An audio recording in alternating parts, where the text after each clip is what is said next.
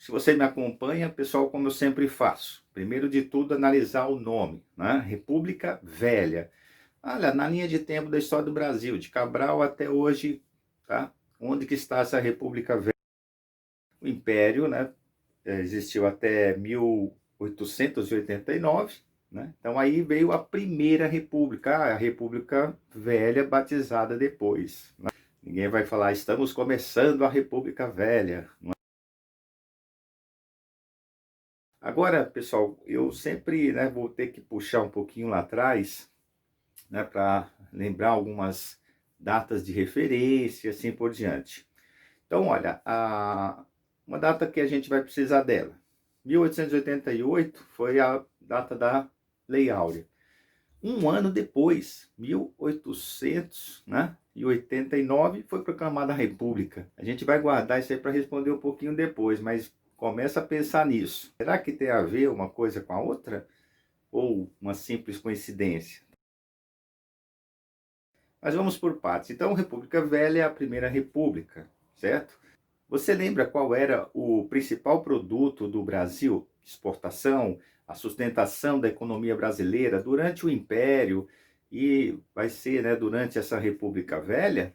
Então, como eu sempre faço, vou dar alguns segundinhos para você, tá? Se você lembrar, muito bem. Se não lembrar, eu vou te ajudar e a gente segue a nossa estrada, legal?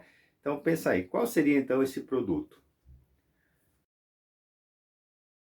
Se você pensou e lembrou do café, gente, é por aí mesmo. E outra coisa que eu sempre venho insistindo aí com vocês, gente, o poder econômico e o poder político estão sempre de mãos dadas. Então você vai pensar o seguinte, se o café era o principal produto de exportação do Brasil, era a sustentação econômica do Brasil, os cafeicultores eram poderosíssimos, não é isso? E eles vão controlar essa chamada República Velha. Tudo bem? Então, né, por isso que eu falo para você que é importante ter uma visão panorâmica, que você vê justamente as duas forças mais importantes que derrubaram o Império, certo? O poder dos cafeicultores, que criam mais autonomia para os estados, né, ficava impossível com o regime imperial, e os militares, que se fortaleceram depois da Guerra do Paraguai. Então, vão exercer o poder aí durante a República Velha. Arredondando os números, alguns governaram menos, outros mais, mas assim, no todo, né, que governaram para valer, foram 12 presidentes. 2 foram militares e 10 pertenciam às oligarquias. O que é uma oligarquia, gente? Deriva da palavra oligoi, né, que é minoria, no caso ligada ao café. Então, as oligarquias, né, você vai pensar assim, são, grosseiramente falando, fazendeiros que vivem do setor agroexportador. Então, voltando à ideia, 2 militares, 10 pertencentes às oligarquias. Mesmo que não pertencessem, mas atender os interesses que dá na mesma. Nós vamos ver ao longo da aula. Pessoal, 10 contra 2. Então, se você precisar, por exemplo, rotular a República Velha, você vai dizer que houve um predomínio dos militares ou o predomínio das oligarquias?